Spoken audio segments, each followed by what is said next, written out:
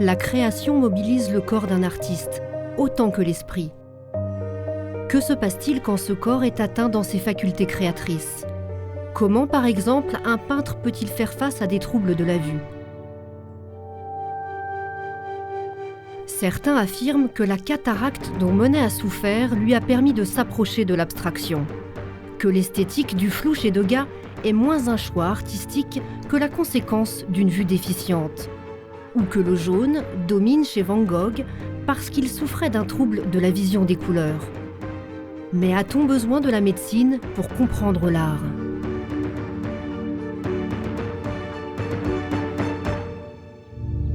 Je suis plus que jamais certain que la vue d'un peintre ne peut être retrouvée. Quand un chanteur a perdu sa voix, il se retire. Le peintre opéré de la cataracte doit renoncer à peindre. Et c'est ce que je n'ai pas su faire. Monet aurait-il vraiment pu s'arrêter de peindre ? Au moment où sa vue le trahit, il doit achever les Nymphéas, un cycle de toiles immenses dont il s'est engagé à faire don à la France après la victoire de 1918. Ces Nymphéas doivent être son chef-d'œuvre, son testament artistique. Il faut qu'il les achève contre la maladie et avec la maladie. Monet, qui peu à peu perd la vue, ne peut pas admettre de devoir abandonner la peinture. Il faut qu'il travaille, il faut qu'il peigne. Hors de question de lâcher. C'est comme s'il se sentait investi d'une mission, comme s'il lui fallait véritablement aller au bout de cette grande décoration. Pour lui, vivre, exprimer sa vie, c'était de peindre tout le temps. Monet était un prédateur d'images.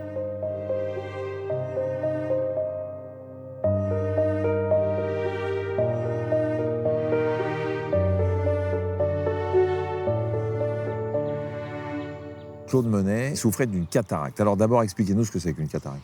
Alors, une cataracte, c'est l'opacification du cristallin, qui est la lentille qui se trouve derrière la cornée, qui est le hublot transparent situé en avant de l'œil, l'iris, qui est la partie colorée, perforée d'un orifice central, qui est la pupille, qui se dilate et qui se resserre en fonction de l'intensité lumineuse. Et on arrive donc à ce cristallin, qui est donc cette lentille qui va s'opacifier et qui donne la cataracte avec le temps. Quels sont les symptômes ressentis par Monet ? Alors en fait, la cataracte entraîne une baisse de l'acuité visuelle et une modification de la perception des couleurs. Toutes les couleurs bleutées, on les perd, le bleu, le vert, et puis on voit les couleurs chaudes, le rouge, l'ocre, le marron, et la perception des couleurs est complètement modifiée parce que le cristallin devient lui-même marron et fait un filtre devant les images. C'est comme si on voyait couleur sépia, quoi. Les vieilles photos d'avant, un peu orangées, c'est ce qu'il voyait. Exactement. Mais pour un peintre, c'était absolument abominable. D'autant plus abominable que Monet s'était installé à Giverny pour consacrer sa vieillesse à peindre son jardin, son étang. Des jeux de lumière et de couleurs sur ce décor bleu-vert. Monet était doué d'une capacité physiologique de comprendre les couleurs et de les transformer, de les transcrire. C'est l'homme de la lumière, l'homme de l'impression, et d'ailleurs, Impression Soleil Levant, c'est une œuvre de Monet et c'est le nom de baptême du mouvement. Le projet de l'impressionnisme, c'était de transcrire sur la toile ces perceptions très subtiles. Alors comment faire quand la vue progressivement se perd dans le brouillard ?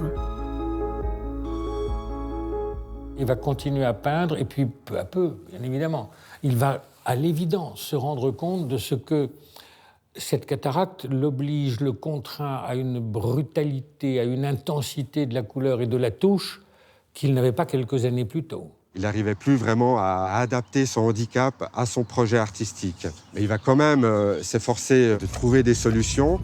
Il a tout un système de notation sur ses tubes pour savoir lesquels correspondent réellement à quelle couleur. Il les met dans un ordre très spécifique auquel il ne faut pas toucher.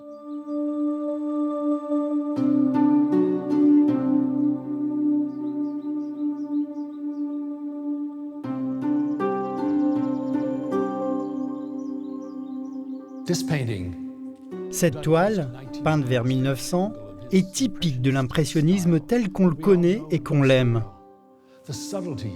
La subtilité des verts, des bleus, la lumière qui se reflète sur l'eau, qui la traverse, cette impression de profondeur, de perspective.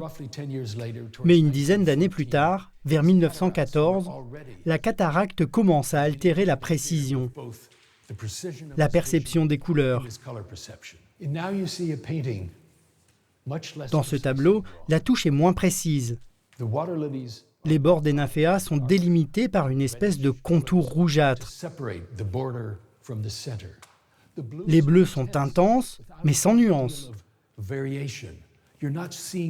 Il n'y a plus la subtilité des reflets dans l'eau. Monet avait sans doute du mal à distinguer les bleus et les verts. Pour lui, tout baignait dans une lumière jaunâtre ambrée.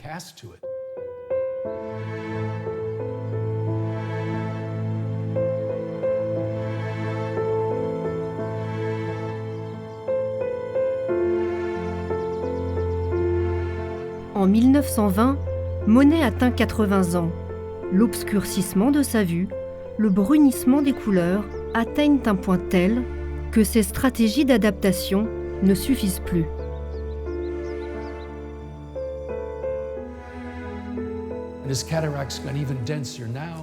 La cataracte est plus dense. À présent, les toiles sont brunes, sombres.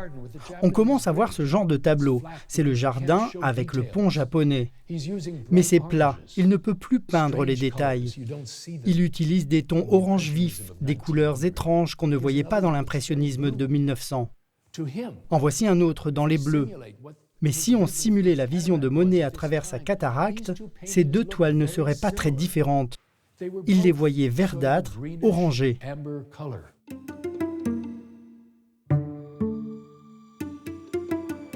Est-ce qu'il essayait de peindre ces tableaux pour qu'ils apparaissent comme nous les voyons nous, ou bien il se rappelait le paysage comme il croyait les peindre ?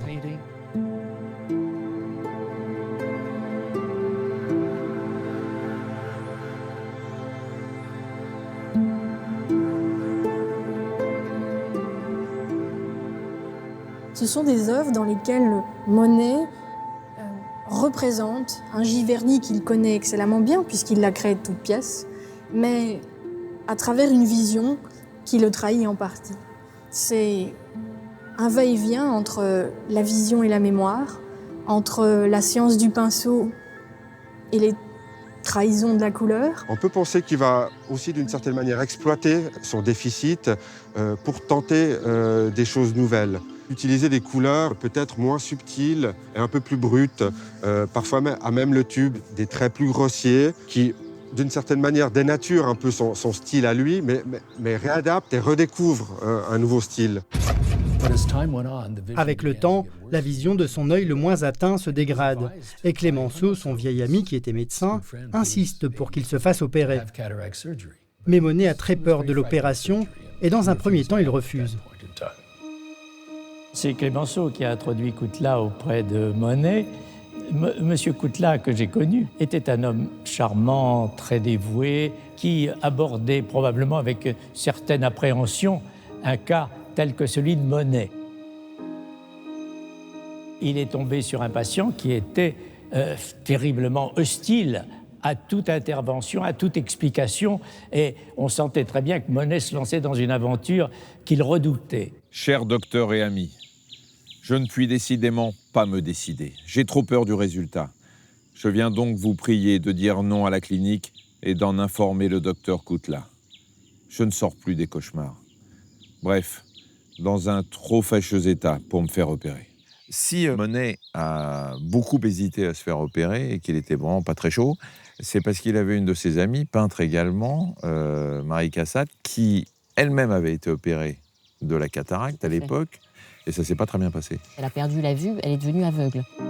Marie Cassatt, cette américaine d'une riche famille de Pennsylvanie, était venue étudier la peinture à Paris, dans les années 1860. Là, elle se lie à de jeunes peintres qui vont bientôt faire parler d'eux. Monet, Degas, Pissarro. Elle s'intègre dans ce groupe impressionniste, qui est en fait un groupe fait un peu de bout et de morceaux. Ce n'est pas une école très homogène. Et elle participe à toutes les expositions impressionnistes, jusqu'à la dernière, bien qu'elle ait toujours préféré l'appellation peintre indépendant. Marie Cassatt a privilégié un genre que les impressionnistes ont moins pratiqué que le paysage, le portrait. Elle s'attache à la précision des traits, à la finesse des visages.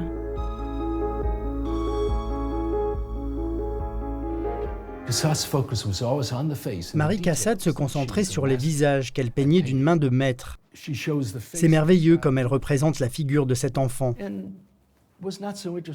Ça l'intéresse moins de fignoler tout le reste, qu'elle laisse comme ça, juste esquisser. Retenez la finesse des détails dont elle était capable dans ses portraits. Maintenant, regardez celui-ci, peint en 1914. Sa vue était déjà très atteinte. Regardez le visage, plus aucune précision. Même les couleurs sont plus grossières. De grandes touches à l'arrière-plan, juste un aplat marron pour les cheveux. Dans les yeux, on ne voit plus la pupille. Ce n'est pas comme ça qu'elle voulait peindre. Quand elle n'a plus été capable de peindre ses portraits avec la précision nécessaire, elle a arrêté. Marie Cassatt est opérée des 2 yeux. 4 opérations entre 1915 et 1921. Sans grand succès, elle ne pourra plus jamais peindre et finira sa vie aveugle en 1926. Marie Cassatt était en plus diabétique et c'est sûrement son diabète qui fait qu'elle a perdu la vue. C'est probablement pas à cause de l'opération, mais du fait que le diabète est la première cause de cécité encore aujourd'hui dans le monde, parce que les vaisseaux qui sont sur la rétine s'abîment. Elle avait un autre type de cataracte. Ça n'est pas vraiment comparable. Mais Monet a su que ça ne s'était pas bien passé pour elle. En plus, paradoxalement, il avait peur que l'opération modifie sa vision des couleurs. Il avait raison, ça l'aurait amélioré. Mais il ne voyait pas les choses comme ça. Il a attendu jusqu'à être vraiment handicapé. Il ne pouvait plus lire, plus écrire. Il en était presque à ne plus pouvoir peindre. Monet est bien obligé de se décider. Finalement, en janvier 1923, le docteur Koutla l'opère de l'œil le plus atteint. L'opération a été difficile. D'abord, Koutla, probablement parce qu'il avait quelques difficultés à appréhender un être tel que Monet, a prévu 2 opérations, 2 temps opératoires. Un premier qui consistait à faire une grande entaille dans l'iris pour permettre une extraction du cristallin plus facile. Et au cours de cette première intervention, ça s'est passé très mal. Monet était d'une inquiétude folle. Il a vomi sur la table d'opération, il s'est levé, etc. Ça a été abominable. 8 jours après, on enlève le noyau brunâtre du cristallin. Et à ce moment-là, Koutla m'a dit, voilà ce qui est arrivé. J'ai enlevé le pansement, j'ai mis une loupe devant l'œil de Monet, l'œil opéré, et Monet m'a dit, bon Dieu que tu es laid. Preuve que l'opération avait réussi. Mais, dans les semaines qui ont suivi, l'enveloppe du cristallin qui restait en place s'est opacifiée. Et là, il a fallu réintervenir une 3e fois, à Giverny. Parce que Monet a dit, je ne veux plus du tout retourner à Neuilly, c'est fini, je veux que vous m'opériez, ce qui a été un drame. Il se fait opérer. Il n'est pas très content des suites, apparemment. Alors en fait, c'est-à-dire que comme il n'a pas respecté exactement ce qu'il faut faire, parce qu'à l'époque, on faisait des incisions qui faisaient 1 cm. Aujourd'hui, on fait des incisions de 2 mm. On suturait pas très bien. Donc il fallait vraiment rester très au calme, tranquille, sans bouger, ce qu'il n'a pas fait. Et l'anesthésie n'était pas la même qu'aujourd'hui. Ça devait être un peu pénible. Et donc, il reprend ses activités probablement trop tôt. Cependant, pour l'époque, l'intervention qu'on lui a faite était une réussite. C'est simplement que les suites opératoires à l'époque étaient lentes. Et on avait une récupération qui était très lente. Il fallait que le cerveau se réhabitue aux couleurs, que ça cicatrise tout simplement. Et donc il fallait du temps. Cette phase de récupération est très laborieuse. Et Monet ne cesse d'écrire au docteur Koutla pour se plaindre. Je suis absolument découragé. Je n'y vois plus rien, avec ou sans lunettes. J'aurais pu terminer les décorations que je dois livrer au mois d'avril et que je suis certain maintenant de ne pouvoir finir comme je le voudrais. C'est là mon grand chagrin et me fait regretter cette fatale opération. Laissez-moi vous dire que c'est criminel de m'avoir mis dans cette situation. Terminer les décorations. Monet n'a que cela en tête. Ces toiles immenses, il y travaille depuis presque 10 ans.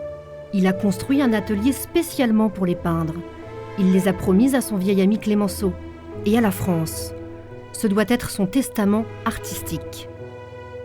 Ces grandes décorations qui ont pour thème et unique thème le bassin aux nymphéas qu'il a creusé à Giverny va être donc son obsession absolue. Monet avait imaginé ces salles où l'on est entouré à 360 degrés par ces impressions des nymphéas, de l'étang et des saules. Il voulait en faire don à la France. Clémenceau l'avait persuadé de le faire pour célébrer la fin de la guerre. Et maintenant Monet lui disait « Je ne suis plus capable de finir ». Clémenceau était effondré. Monet s'est remis trop vite à peindre. Sa vue retrouvée lui semble cruellement insuffisante. Il alterne entre des moments d'acharnement et de découragement. Clémenceau doit sans cesse lui écrire, sur tous les tons, pour l'obliger à continuer. Clémenceau qui va l'injurier, qui va le provoquer, qui va l'inciter, qui va essayer d'emporter les réticences et les peurs qui sont celles de Monet. Si vieux, si entamé qu'il soit, un homme n'a pas le droit de manquer à sa parole d'honneur, surtout quand c'est à la France que cette parole fut donnée. Vous êtes vieux et diminué, et maintenant voici qu'un délire d'enfant gâté s'empare de vous. Monet est un éternel insatisfait et quelqu'un qui, dans toute sa correspondance, en tout cas avec ses intimes ou avec ses victimes d'ailleurs, exprime son insatisfaction, exprime son désarroi, exprime la difficulté de ce qu'il poursuit. Il attribue à Coutelas toutes les misères qu'il éprouvait. Coutelas a subi tous les assauts, les engueulades, les reproches, etc. Alors qu'en fait, Coutelas fait une opération avec un résultat satisfaisant pour l'époque. Depuis des mois, je travaille avec acharnement sans arriver à rien de bon. Je détruis tout ce qui est passable. Vous m'avez rendu la vue du noir et du blanc, mais la vision du peintre Bernic, elle est bien perdue. Je le cache autant que possible, mais je suis terriblement attristé et découragé. La vie est pour moi une torture. Alors le problème, à l'époque, c'est qu'il avait un œil opéré, qu'on ne mettait pas d'implants. Aujourd'hui, on met des implants pour compenser la puissance du cristallin. Les implants, ce sont des lentilles qu'on met à l'intérieur de l'œil pour remplacer le cristallin. Exactement. Sauf que lui, comme on n'avait pas d'implant, il fallait compenser la puissance du cristallin par un verre qui était extrêmement épais. Ça donne deux images de taille très différentes et le cerveau n'arrive pas à les fusionner. Et donc, il masquait l'autre œil. Et il était obligé de masquer l'autre œil pour que ce ne soit pas trop gênant. Ok, voilà. Donc ça donne effectivement, je me vois pas par définition, mais j'ai l'impression que j'ai un œil à droite qui est très gros. Il n'était pas non plus entièrement satisfait de ces nouvelles couleurs. Surtout qu'il n'a plus de cristallin. Et donc on peut dire qu'il voit ces couleurs comme il ne les a littéralement jamais vues. Il aura des mots assez durs, il dit que c'est sale, c'est dégoûtant, je vois du bleu partout, c'est horrible.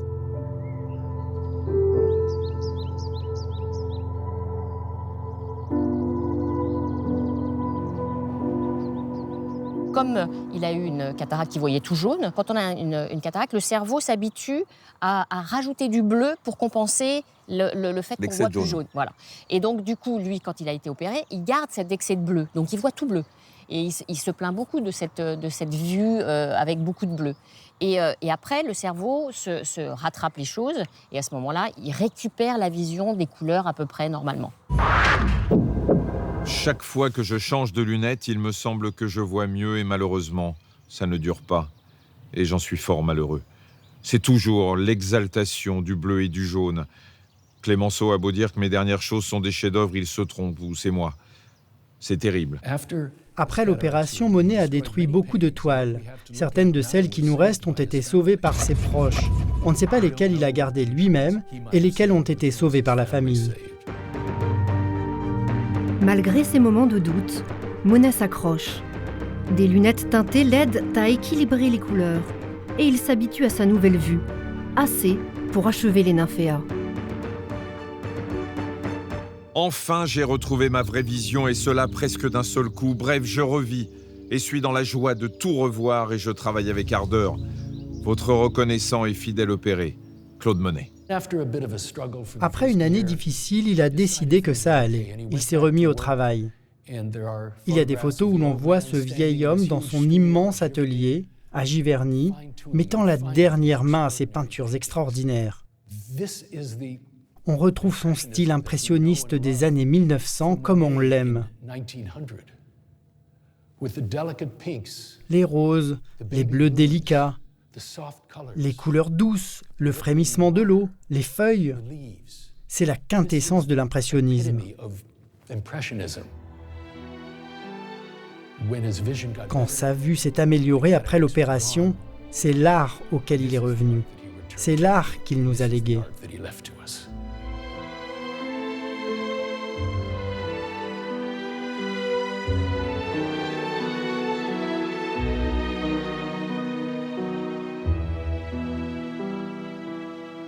Monet a toujours refusé de présenter ces grands nymphéas de son vivant. Et donc aujourd'hui, ce qui pour nous est le symbole de son œuvre, eh bien, est une partie de sa création qu'on n'a découvert qu'après sa mort en 1927 et qui très longtemps a été considérée comme une œuvre de moindre qualité et d'ailleurs de raclure de palette ou de papier peint. Si cette œuvre testamentaire a été jugée si sévèrement, est-ce parce qu'on estimait que Monet, à la fin de sa vie, n'était plus vraiment capable de peindre? Dans quelle mesure la maladie a-t-elle influencé son art? Quand c'est grossier, pas très clair, pas très précis, ça peut tout à fait être un choix artistique. Mais si le peintre souffre d'une maladie, alors là c'est une contrainte, et plus un choix. Il est limité par un problème médical qui a une influence sur les outils qu'il utilise. Les artistes, et en tout cas les peintres, ne sont pas arrêtés par la maladie. C'est pour eux une manière de réfléchir et de savoir comment la dépasser pour continuer à créer. C'est finalement une couleur de plus à leur palette, c'est un nouveau levier, une nouvelle réflexion pour la création. La déficience visuelle aurait-elle alors aidé Monet à aller plus loin encore, jusqu'à développer à la fin de sa vie un style tendant vers l'abstraction? Les avis sont partagés. Cette maladie, dans un sens, a contribué à l'émergence d'un nouveau mouvement artistique qui se rapproche progressivement de ce qu'on a appelé plus tard l'art abstrait.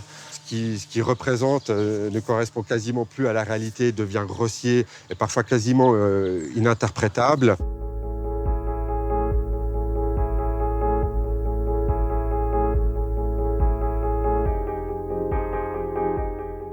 Monet est un œil qui s'est acharné à reproduire ce qu'il voyait.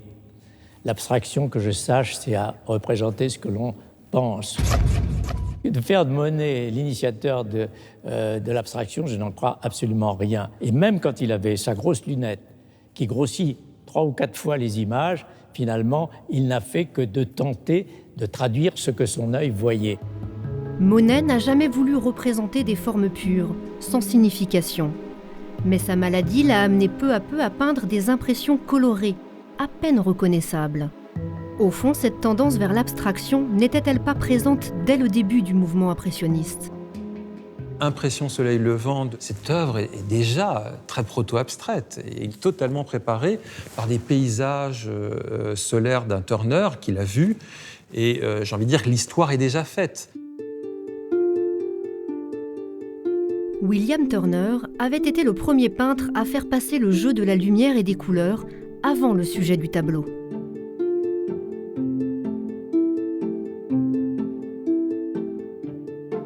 Monet a vécu à Londres au début des années 1870.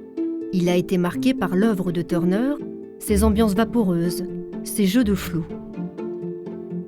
Toute la peinture du XIXe siècle est influencée par les recherches sur l'optique. Turner avait lu le traité des couleurs de Goethe et il explore dans sa peinture les possibilités suggérées par ces théories. Goethe distingue 3 types de couleurs. La couleur chimique, c'est la couleur du pigment qui est inscrite dans les objets. La couleur physique, c'est la couleur que l'on voit en fonction de l'environnement et en particulier de l'environnement lumineux. Un certain type de lumière va affecter directement la façon dont on perçoit cette couleur. Et qu'il opposait enfin à la fameuse couleur dite physiologique. La couleur physiologique, c'est la couleur que l'on recompose par le mélange optique de l'œil. Et il s'était aperçu tout simplement que quand on mettait une couleur et que l'on l'associait de manière très serait proche à une autre, et en particulier, si possible, sa complémentaire, eh bien, la vision d'une des couleurs affectait sur la vision de sa voisine. Cette technique, le mélange optique, Monet en fait usage dans ses grandes séries des années 1890, les cathédrales et les meules. C'était 20 ans avant la cataracte. C'est ainsi que Monet en arrive à cette représentation sérielle de quelques motifs choisis, parmi lesquels sont les plus connus, les meules, les peupliers et les cathédrales, au tout début des années 1890. Il change la nature de sa vision et se met à regarder un unique motif à différentes heures du jour, de la même manière, si je puis dire, au niveau de la composition, mais d'une manière toujours renouvelée au niveau de la couleur. Or, les séries de Monet ont joué un rôle essentiel dans l'invention de l'abstraction. En effet, c'est en découvrant en 1896 une des meules que Kandinsky a eu l'intuition d'une peinture sans objet. Kandinsky, dans ses souvenirs, Regard sur le passé, qui est une façon pour lui de revenir sur ce qui l'a conduit vers la peinture abstraite, rapporte parmi ses expériences, j'ai envie de dire, initiatiques, l'événement donc de cette rétrospective. Il est face aux meules de Monet et dit immédiatement que ce qui le chagrine dans ces meules, c'est l'impossibilité de reconnaître le motif. Je sentais confusément que l'objet faisait défaut au tableau. La peinture en reçut une force et un éclat fabuleux.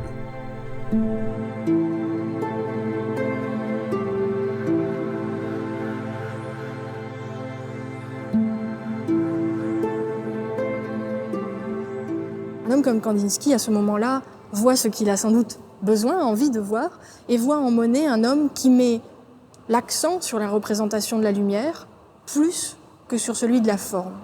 Mais si Kandinsky a vu ces tableaux de cette manière, il est bien certain que jamais Monet n'a cherché à se détacher de ce qu'il voyait. Jamais Monet n'a voulu ne représenter que de la lumière sans songer à la meule. Jamais il n'a voulu représenter la dentelle de pierre de la cathédrale sans se dire que le monument était dessous.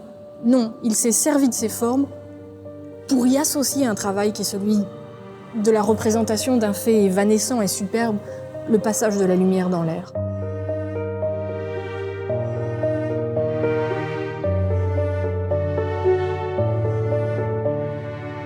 L'abstraction chez Monet, il part vraiment du réel et du réel perçu. Et à partir de là, les formes et les objets se dissolvent. Mais ça n'a rien à voir avec l'abstraction comme non-figuration et absence d'objet.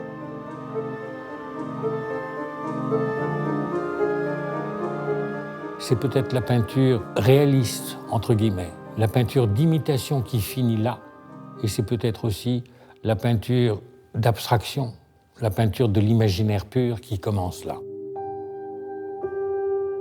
Si Monet a préfiguré la peinture abstraite, ce n'est donc pas à cause de sa cataracte. C'est parce que l'abstraction s'est inspirée de l'impressionnisme pour le dépasser. Un autre trouble de la vision moins grave, entraîné par le vieillissement, c'est la presbytie. Peut-elle expliquer qu'avec l'âge, des peintres comme Rembrandt se mettent à peindre dans un style de moins en moins précis?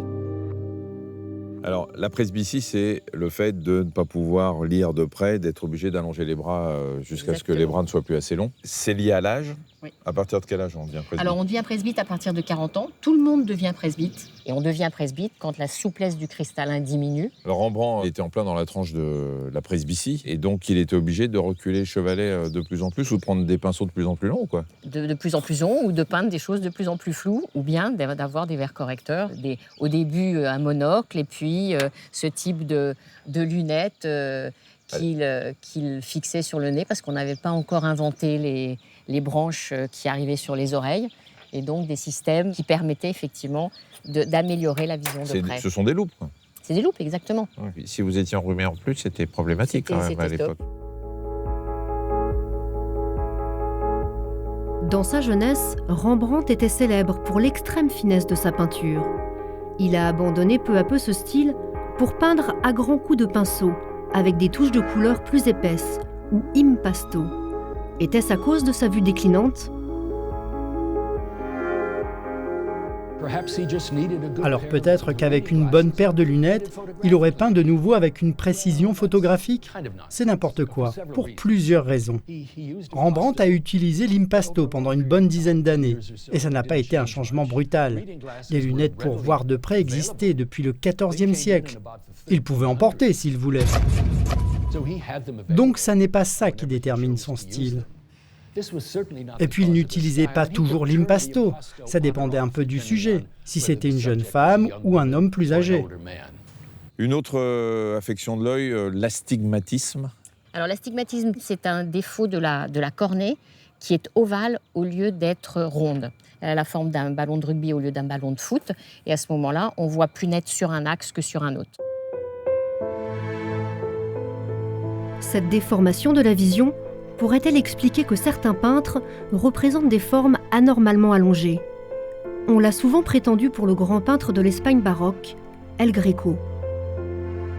On a dit que Greco était astigmate, personne n'en a jamais apporté la preuve. El Greco a peint d'étonnantes figures allongées. Pas parce qu'il aurait eu besoin de lunettes, mais parce que c'était un style à cette époque. Il fait partie du courant maniériste qui prenait beaucoup de liberté. C'était un choix. Dans ses peintures de jeunesse, ou quand on le lui demandait, il était capable de peindre de manière plus réaliste.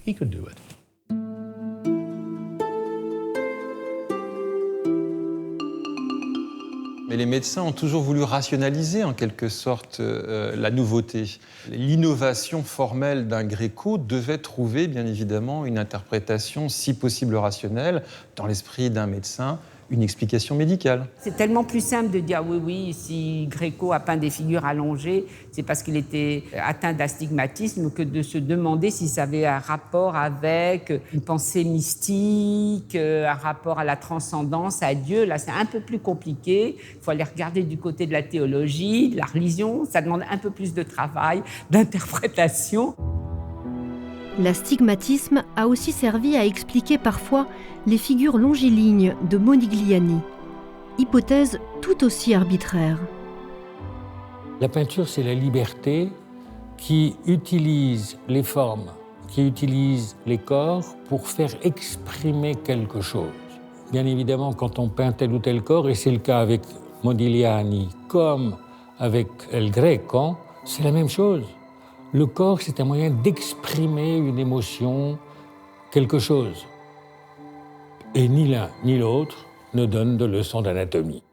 Certaines maladies qui n'affectent pas l'œil lui-même peuvent brouiller la vision d'un peintre. Un autre impressionniste, Camille Pissarro, en a fait la douloureuse expérience. Alors Pissarro, c'était un cas un petit peu particulier parce qu'il était touché par une maladie dont on parle rarement, qui est la dacryocystite, et ça concerne les larmes. Exactement, la dacryocystite chronique, qu'on a appelée ensuite la maladie de Pissarro. Effectivement, il a beaucoup souffert de cette pathologie. Alors, ce n'est pas les glandes lacrymales, parce que la glande lacrymale, c'est ce qui sécrète de l'eau. Et en fait, c'était l'évacuation, exactement. Quand on dit une maladie de l'évacuation, ça veut dire que les canaux qui évacuent les larmes, qui normalement descendent dans le nez par un canal particulier, ce qui explique d'ailleurs que quand on pleure beaucoup, on a le nez qui coule, et parce que les larmes passent aussi par là. Et quand on est enrhumé, on a du mal à évacuer, donc on se met à pleurer. Et là, lui avait un trouble du sac lacrymal, c'est-à-dire que le sac lacrymal était bouché, ne pouvait plus s'évacuer dans le nez, et donc ça refluait, il y avait un obstacle. Donc ça stagnait, ça s'enflammait, ça s'infectait, et du coup c'était non seulement douloureux, mais en plus ça entraînait un larmoiement qui était très pénalisant pour les patients. C'est pour ça qu'on dit que Pissarro ne peignait pas dehors, parce qu'il ne pouvait pas supporter le vent, la lumière, les poussières, et donc il ne peignait que de chez lui pour être tranquille. Au début de sa carrière, comme ses amis impressionnistes, Pissarro avait aimé peindre en plein air. Peu à peu, son art commence à se modifier. Sa vision reste la même, mais ses sujets sont plus urbains.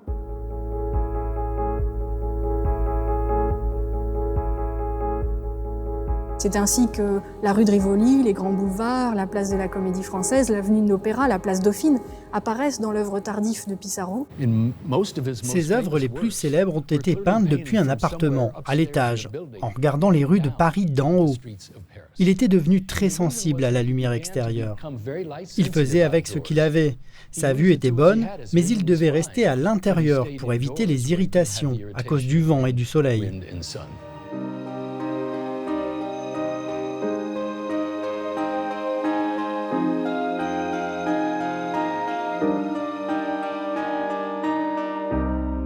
Pour certains peintres, des troubles de la vision sont bien attestés, mais sans qu'on ait de diagnostic précis.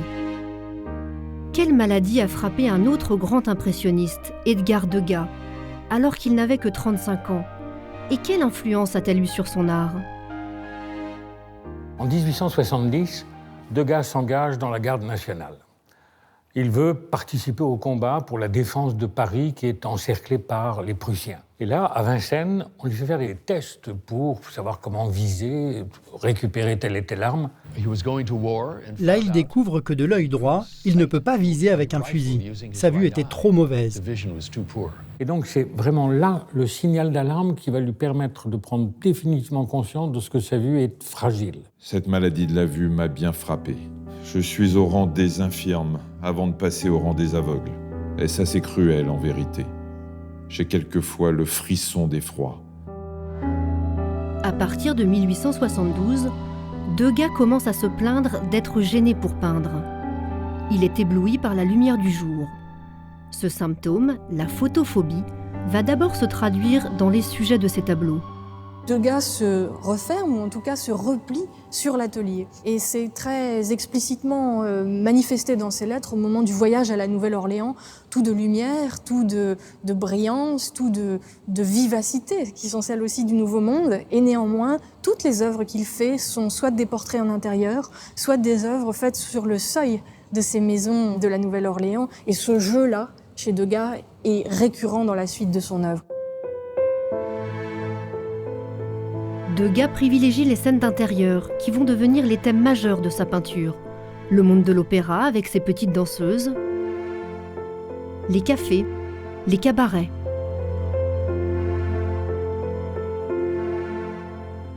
Il est forcé de s'écarter de la plupart des impressionnistes qui privilégient la peinture de plein air. Il en éprouve sans doute un peu d'aigreur. Ne me parlez pas de ces gaillards qui encombrent les champs avec leurs chevalets. Je voudrais avoir la puissance d'un tyran despotique pour armer une police qui fusillerait impitoyablement comme des animaux nuisibles ces misérables embusqués dans la verdure. Mais de quoi souffrait Degas? Les indications que le peintre donne lui-même dans les lettres où il se plaint de sa vue sont imprécises. Il dit avoir une tache aveugle ou des trous dans son champ de vision. Ma vue baisse et je fais d'assez noires réflexions. Tu ne peux pas te faire idée des trous que j'ai dans la vue. Je vois à travers une écumoire. À chaque fois que quelqu'un décrit, surtout pour l'ophtalmo que vous êtes, une vision avec un trou noir central, on pense à une maladie qui est la dégénérescence maculaire liée à l'âge, la DMLA. Le problème, c'est que Degas est très jeune. Exactement. C'était sûrement pas une DMLA quand il a commencé à la décrire. C'était alors, ça peut être de très nombreuses pathologies rétiniennes. Donc la rétine, pour le rappeler, c'est la pellicule de photo de l'œil qui va recevoir toutes les images qui sont transmises au cerveau par le nerf optique. Et la macula, c'est une petite tête d'épin qui mesure 1/4 de millimètre de diamètre et qui sert à la lecture précise. Est-ce qu'il avait une pathologie du nerf optique? Est-ce qu'il avait une pathologie de la macula? Ou une maladie dégénérative de la rétine qui donne effectivement des taches dans le champ visuel? Avec Degas, on n'a pas encore tout à fait déterminé ce qu'il avait comme pathologie. Ça peut être tout simplement la sénilité, un peu précoce, mais la sénilité qui, atteignant sa macula, fait que lorsqu'il regardait quelque chose, il ne le voyait pas. Il fallait qu'il déplace son œil pour le voir, ce qui transforme la macula en une sorte de damier dans lesquels il y a des zones où on voit et des zones obscures. Ça ne l'a pas empêché quand même de travailler longtemps. La déficience n'oblige pas Degas à renoncer à travailler, mais elle modifie subtilement son art. Elle l'aurait conduit à s'intéresser à la sculpture, où le toucher prend le dessus sur la vue. Elle l'explique peut-être qu'il en vienne à préférer le pastel, d'un maniement plus souple et plus rapide, à la peinture à l'huile. Elle l'oblige à aller plus loin dans une esthétique du flou, de l'esquisse.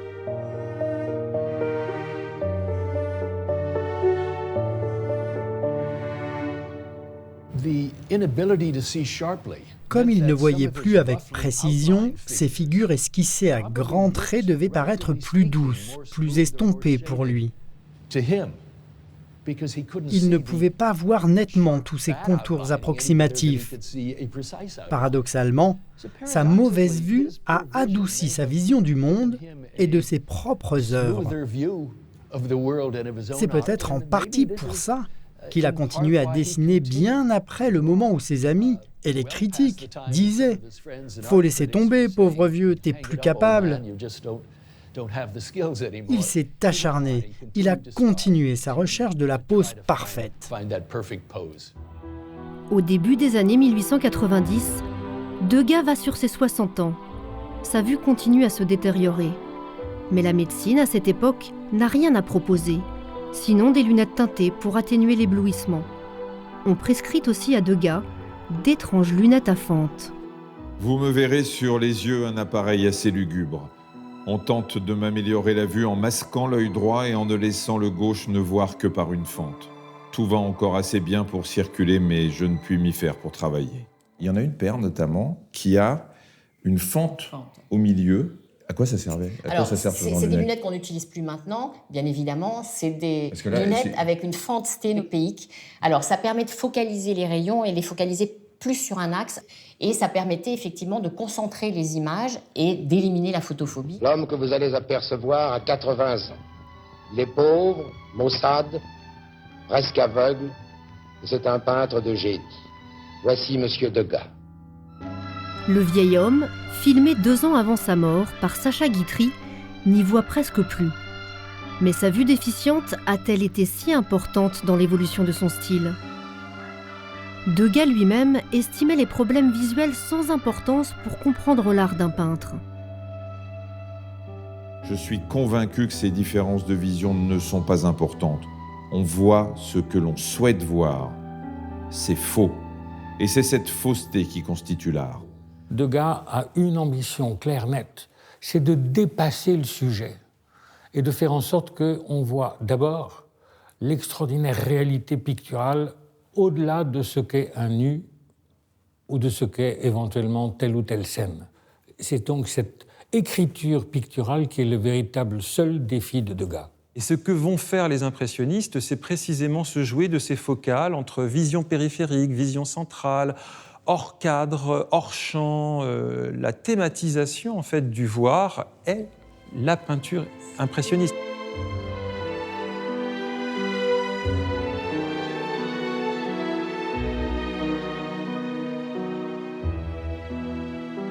Son art est tout de vitesse, de flux, de mouvement, d'analyse et de décomposition de ce qui se passe dans la vie moderne.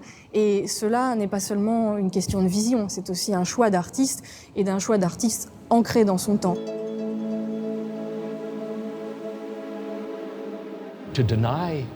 Nier l'importance de ce que l'artiste voit en réalité, c'est comme nier l'importance de la texture de la toile, de la composition des vernis, des pigments dont il dispose. La vue fait partie des outils qu'il utilise. Elle nous aide à comprendre ses choix d'artiste. Parfois, l'émergence d'un trouble, d'un obstacle, d'une contrainte sous la forme d'une maladie peut aider à repenser son projet, à trouver des nouvelles solutions, à forcer une forme de créativité qu'on n'aurait pas eue autrement. Un autre peintre, un jour, a vu une tache aveugle apparaître dans son champ de vision.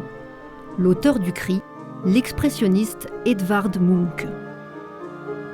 Mais le cas est très différent de celui de Degas. À 67 ans, tout d'un coup, son œil qui voyait le mieux s'est obscurci. Panique. Il a consulté un très bon ophtalmologiste qui a vu du sang à l'intérieur de l'œil. C'est mauvais signe.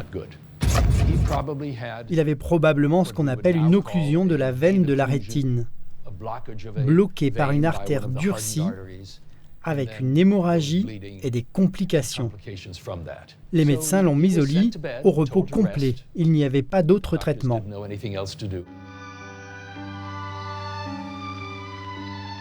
Il s'est mis à dessiner ce qu'il voyait dans son œil, une grande ombre, un globe.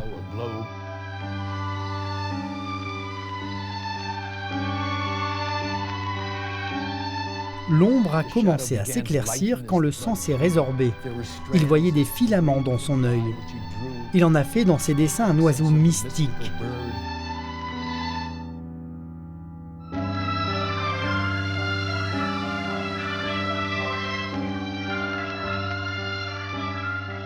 Puis au bout d'un an, il s'est remis à peindre avec les mêmes couleurs, les mêmes motifs qu'auparavant. Il n'a plus jamais revu l'oiseau. Il a voulu peindre son intérieur de rétine, il a voulu peindre l'influence de cette maladie oculaire dans ses toiles. C'est pas un hasard, puisque de Monet, impression, à Munch, expressionnisme, il y a évidemment là quelque chose qui est une montée en puissance de la conscience, et de la conscience justement du sujet, du psychologique, qui explique aussi que quelqu'un comme Munch va être beaucoup plus conscient d'intégrer directement le problème optique comme un motif même, comme un sujet possible de la peinture, ce qu'un Monet n'aura jamais fait. Et puis, enfin, il y a toutes les affections qui entraînent des problèmes de perception des couleurs, ce qui, bien sûr, chez les peintres est quand même assez catastrophique. Comment s'appellent ces maladies ? Alors, c'est des dyschromatopsies, des anomalies de la vision des couleurs. Parmi ces troubles de la perception des couleurs, on disait que Van Gogh voyait jaune. Alors, c'est ce qu'on appelle la xanthopsie, la vision jaune. Alors, c'est le plus souvent, on peut avoir une xanthopsie quand on a une hépatite virale. On voit jaune pendant la période de l'hépatite, ou alors par des intoxications. Il était considéré comme un drogué. Rien ne l'arrêtait pour l'époque. Alors on s'est demandé si sa xanthopsie, sa vision jaune, pouvait être causée par l'absinthe. Il a même essayé la térébenthine. Les artistes fréquentaient beaucoup les cafés. Et Van Gogh, sans doute, buvait de l'absinthe sans modération. Dans ses crises de démence, il lui est arrivé d'avaler la térébenthine qui lui servait à nettoyer ses pinceaux, et même de manger la peinture de ses tubes. Dernière hypothèse, son médecin a pu soigner ses troubles psychiques avec de la digitaline. Van Gogh a justement peint le docteur Gachet avec une branche de digital. Une intoxication de ce genre aurait-elle pu entraîner une atteinte durable de xanthopsie ? Si Van Gogh avait pris assez de digitaline pour avoir des crises de xanthopsie durant des mois, il serait probablement mort d'une crise cardiaque, pas d'un coup de fusil. Toutes les hypothèses en question ont une vertu, une seule, c'est d'être les unes et les autres à la fois inutiles et aberrantes. Toutes ces drogues ne produisent pas de vision jaune de façon constante. Elles donnent des hallucinations, des troubles psychiques, mais elles ne font pas voir le monde en jaune. Au lieu de manger assez et régulièrement, je me suis surtout soutenu par le café et l'alcool. J'admets tout cela. Mais vrai restera-t-il que pour atteindre la haute note jaune que j'ai atteinte cet été, il m'a bien fallu monter le coup un peu. La prédominance du jaune dans sa peinture, Van Gogh la revendique donc comme un choix artistique. Mais d'où vient alors son penchant pour cette couleur ? Sans doute de son éblouissement devant la lumière qu'il a découverte en France. Aux Pays-Bas, donc, une lumière dont on sait qu'elle est aléatoire, que la grande clarté va apparaître et puis quelques minutes plus tard, des nuages vont plonger le paysage dans la pénombre. Regardez les peintures, c'est terreux, c'est sombre, obscur. Et puis il arrive dans le Midi. Et là, il va découvrir une lumière où les ombres sont extraordinairement intenses, les éclats de couleurs beaucoup plus forts.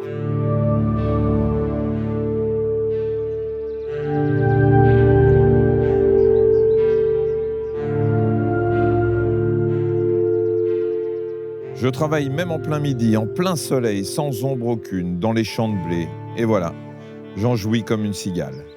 des soleils jaunes splendides. Il fait ce pèlerinage dans le sud pour rechercher cet environnement. C'est quelqu'un qui vient du nord et qui trouve dans Arles et dans le sud ce soleil frappant qu'il va tenter justement et tout naturellement d'exprimer par la couleur la plus chaude, le jaune, et si possible d'ailleurs le jaune le plus pur. Cette violence-là, elle est justement pour mettre en évidence, elle a l'ambition de mettre en évidence l'intensité de l'émotion, de la passion éprouvée à tel et tel moment.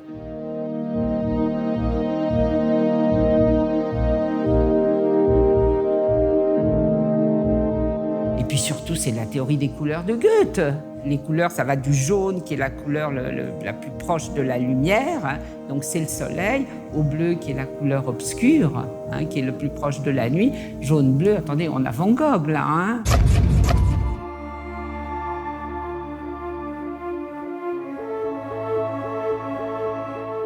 Pour comprendre la peinture de Van Gogh, il est donc superflu de lui attribuer on ne sait quelle maladie.